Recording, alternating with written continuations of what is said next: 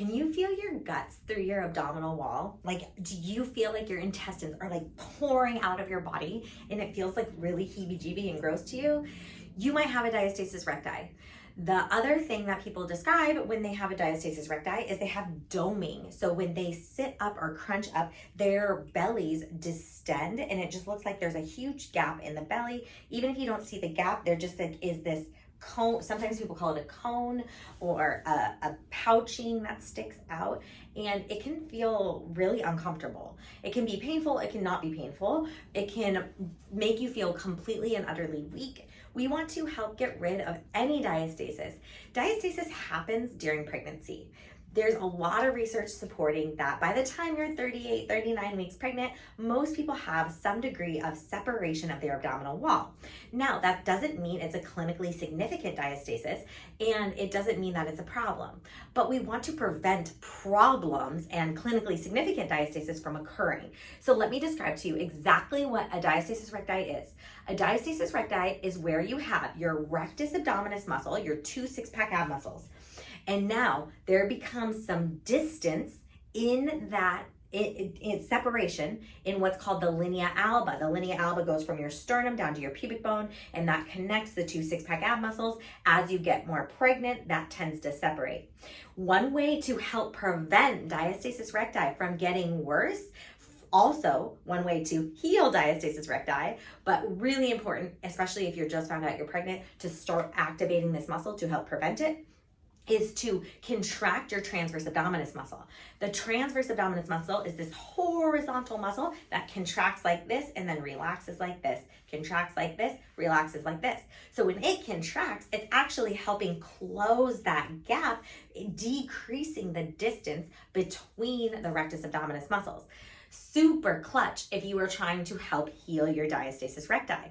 So do that exercise. I say 10 times repeat 10 times for 10-second holds. Make sure that you're just isolating that muscle. You're not bracing your whole abdominal wall. If you're bracing your whole abdominal wall, you're probably getting some oblique activation as well. If your obliques are dominant, then that's going to create increased separation of that abdominal wall, and we want to help reduce it. So we want to drive all of our movement and create our movement with our lower abdominal muscles. Now, let me give you a little example about what every single PT learns in PT school. They teach you what the core is. So let me break down exactly what the core is with this famous analogy by Dr. Mary Massery. She coined the soda pop can analogy, where the bottom of the soda pop can is the pelvic floor, the top is the diaphragm. These work in conjunction with each other. So when you inhale, the diaphragm needs to descend into your body, and then the pelvic floor opens and lengthens. When you exhale, same thing happens. It's this dynamic movement.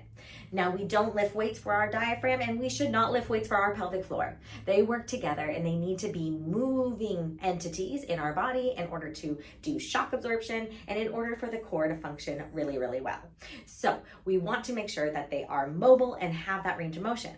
But when we're pregnant, the rib cage actually expands. And when we get that rib cage expanding, what happens is that the diaphragm gets weaker and doesn't descend as much. So we need to consciously and always be practicing using our diaphragm and breathing very deeply into our pelvic floor in order to get that range of motion and keep that range of motion of the diaphragm itself. So breathing is an absolutely epic exercise to do to condition the diaphragm to open and condition the pelvic floor to open. That is also going to have epic effects on what's called your intra-abdominal pressure, which is going to help prevent a diastasis recti and or heal the diastasis recti itself.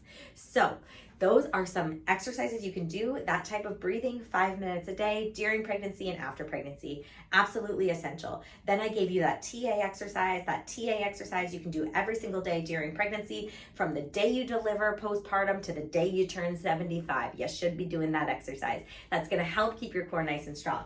So we talked about the bottom and the top of the soda pop can. Now we have the front, which is your obliques, your rectus abdominis, and your transverse abdominis. Your transverse abdominis is going to be one of the most important players in this group of muscles, because like I said earlier, the transverse abdominis is going to help close that gap of the diastasis, and it's going to help if we drive the movements of our bodies with the TA, so if you know how to activate that muscle, when you go to do a squat, when you go from sitting to standing, what that muscle is going to do when it contracts is it's going to lift some of the pelvic organs. There are connections from that muscle down to the bladder that are going to help elevate and lift that pelvic organ, helping prevent prolapse and other pressure type conditions. Now we have the backside. We have the glutes, we have the paraspinals, we have the lats, the lower traps, and the multifidi muscles. All fancy terms for saying what's on the back of the pop can that's helping to create this core. They create a nice intricacy of muscles. When we have that intricacy of muscles, it creates an amazing intra-abdominal pressure. Intra-abdominal pressure can be described as the soda pop can. Now, if I was trying to squish the can, I couldn't do that because of the intra-abdominal pressure. But if I pop the top to the soda can, then I can squish the can because I've lost the strength that comes from having solid, good intra-abdominal pressure. Anytime there is a breach in one area of the core, you are going to lose the strength that you get from your intra-abdominal pressure. A breach to the core could be a pregnancy. So then when you find out you're pregnant, the reason you need to keep training that transverse abdominis is so that your breach in your core doesn't create this negative, this bad increase in intra-abdominal pressure or decrease in intra-abdominal pressure. And that's what we need for our core strength. The perfect amount of pressure is going to give us the perfect amount of core support, core stability, and core strength. So it's really important to do those 3 exercises I mapped out earlier. That will help you heal your diastasis recti, and that will also help you manage your intra-abdominal pressure. Now, again, this should be done during pregnancy and postpartum. Now you see how all your core muscles are affected during pregnancy. The other aspect that I need to just throw in here at the end is that your pelvic floor will tend to get tighter during your pregnancy because your pelvis is separating so much, which is normal. We need that to happen because baby needs to come through the pelvis. But when that happens, the pelvic floor often grips and tightens to help support those bones and try to pull those bones together. It's a compensation pattern. So you really need to work on training the breath to open the pelvic floor. You can check out our online birth prep program. We have our body motion birth preparation protocols.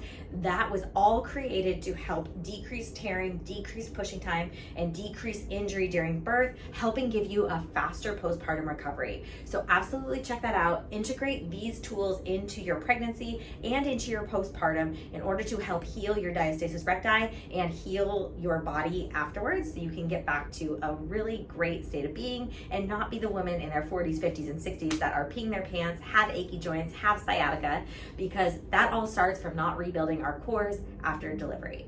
I'm Dr. Allison Fell. I hope you enjoyed this video. Please drop comments below and I would love to chat about what you're going through specifically and give you any specific advice that I can. Take care.